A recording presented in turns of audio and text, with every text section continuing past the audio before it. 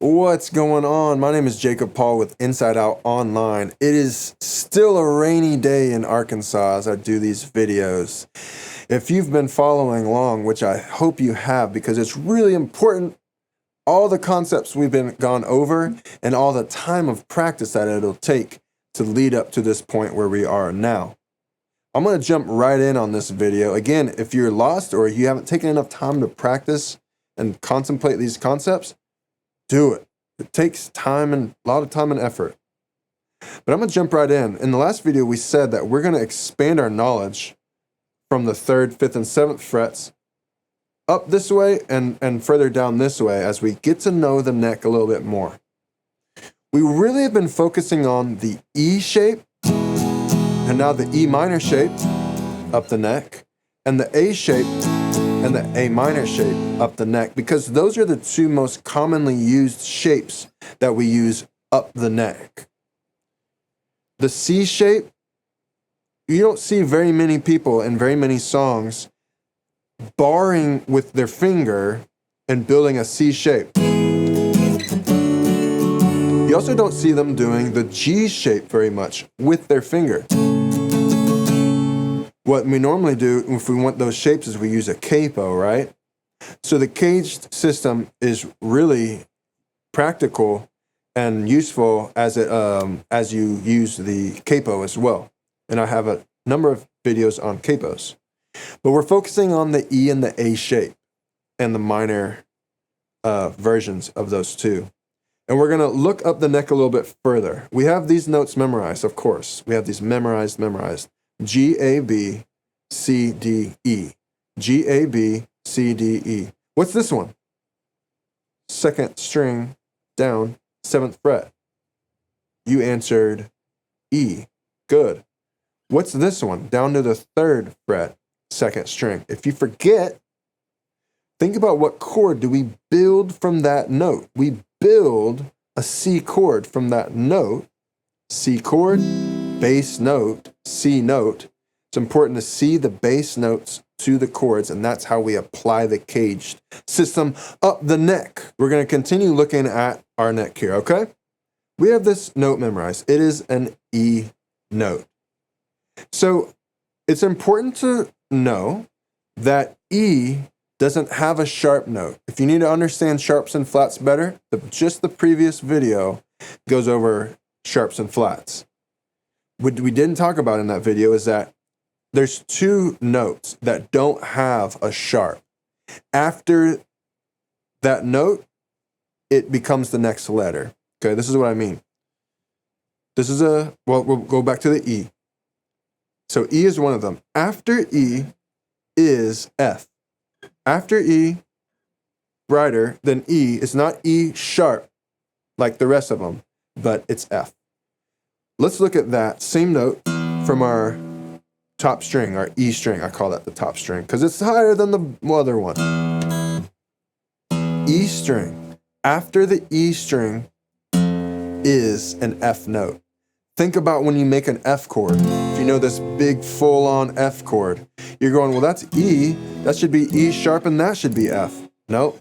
The way the musical alphabet goes is after E, playing an E chord, is F. And you've probably played that F chord of some kind. You've played the F chord before. And you're going, now you understand after E shape or E note is an F note. Okay? F does have an F sharp. This is an F sharp note. F, F sharp. F, F sharp. G, G flat. Same note. We learned that in the last video. So let's look at these notes. E string. What's after E in the musical alphabet is F. If I build a major chord there, I get an F major chord. This is how we play F in the open position, or some version of that same shape. After F, now we do have a sharp. F sharp. Follow me here. Make this major E shape as we go up the neck. I'm on the 2nd fret.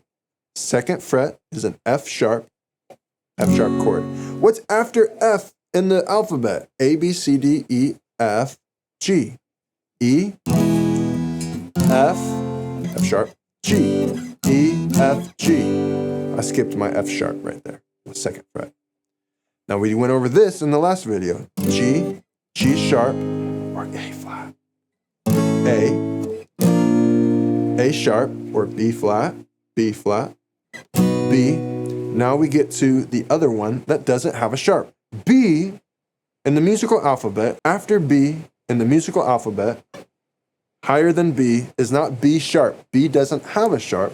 After B is C. So if I go to this 3rd, 5th, 7th, 8th fret and I build that major chord, I now have a C chord. E, F, F sharp, G, G sharp or A flat, A sharp, B. After B is C. Let's go ahead and keep going. C, I'm on C on the 8th fret. 8th fret. Take your time and build that chord on the 8th fret. C does have a sharp. Now this is the same C note. These are all applicable, practical things that you can use to understand the neck and apply them to your playing. This note up here on the 8th fret, on the top string, is a C note, and it's the same C note that we have memorized on the 3rd fret. What I'm trying to do is just give you light bulb moments and things to see on the neck to go, oh, okay, that's how this or that works. Everything starts over again on the 2nd string when we go five frets back. C note, 8th fret, C note, 2nd string, 3rd fret. Okay, let's think about that. We know how to build major chords on the top string through the E shape, and we know how to build major chords on the 2nd string through our A shape, right? I should be able to play on this 8th fret a major chord with the E shape and go down here to the 2nd string, 3rd fret, and build my A shape, same chord. The only difference is, pretty much, is that this shape gets a bright bling, and it also gets that B string. Because when we do this, we don't usually include that note, that bright string. So, you hear that rain coming down? I'm going to be okay. If you don't see me on the next video, you'll know what happened. So this C shape gets that bright, and this shape doesn't. Our final note is this B string down here on the 5th fret. So, same chord, C chord. Now you know 3 C's. C in its traditional open shape. C in its A shape. Remember, the A shape is built from the same bass note as the C shape, no matter where you take it. Right? When you do the C shape, you either need a bar behind it, right?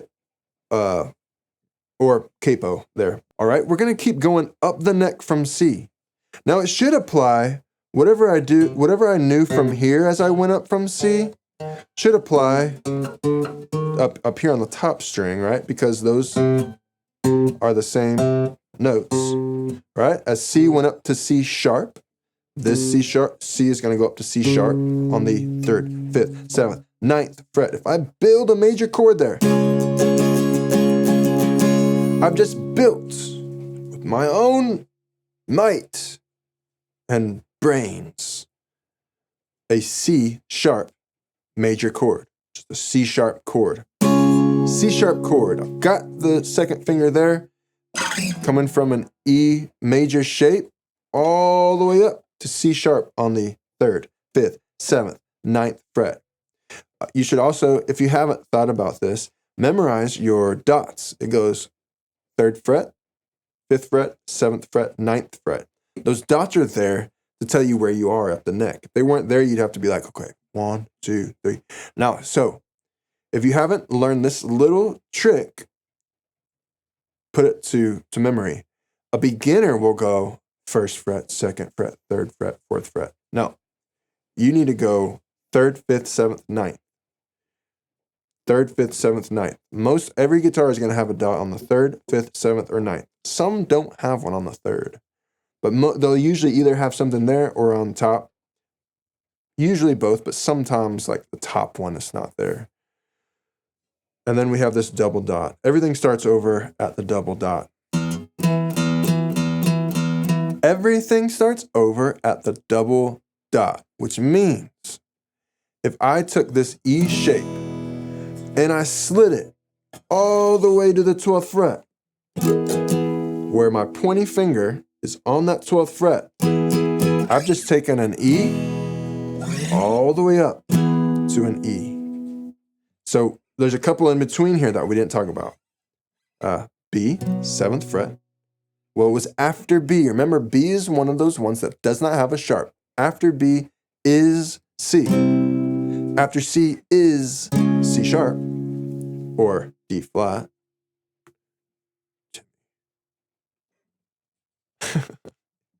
If you don't get that reference, you got to watch a previous video. D is on the 10th fret.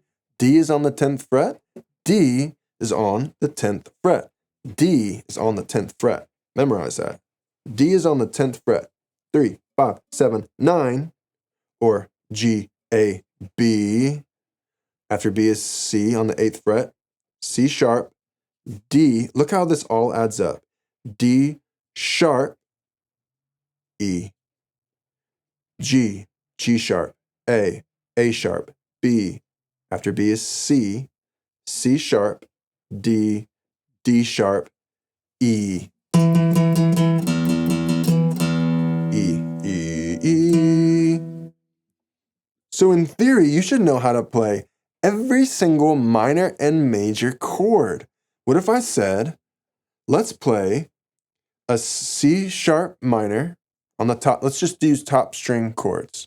All right. And this is where we're headed with this series, where we can play any major or minor chord on the top string or on the second string using our A shape on the second string, A or A minor shape, or our E shape, making any chord we want in a major, which includes the second finger on the top string, or pulling that off and barring across there to make any minor shape in the E position, any minor shape we want. How cool is that? That would be a really good accomplishment to be like, I need a D flat minor to a G flat major, right? To a B minor to a whatever, right? B flat, whatever. Like, boom, I can do it. Yeah. So we discussed the top string. Really, we talked about this top string all the way from the beginning to the very end. Real quick, we'll go over it all the way from here to here. Whatever note you're on, you can build minor and major chords from that note and you get that chord. E, top string. F, do that with me. F, first fret. F sharp or G flat. Third fret. We got this one memorized. We've had this memorized for a long time, right? G. G sharp, fourth fret, or A flat. A, fifth fret. You got that memorized. A sharp or B flat. 3, 5, 7th fret is B. Does B have a sharp? B does not have a sharp. After B is C. C. 8th fret. 3, 5, 7. 8th fret. 3, 5, 7, right? Now we do that. We go 3, 5, 7, 9. 3, 5, 7, 9. B, C, C sharp on that 9th fret where the dot is, C sharp, D after that on the 10th fret. D's on the 10th fret. D is on the 10th fret. D sharp, and then we end E. And everything starts over again. After E is F. First fret, F. 13th fret, F. Right? And it keeps going. F sharp. 14th fret, F sharp.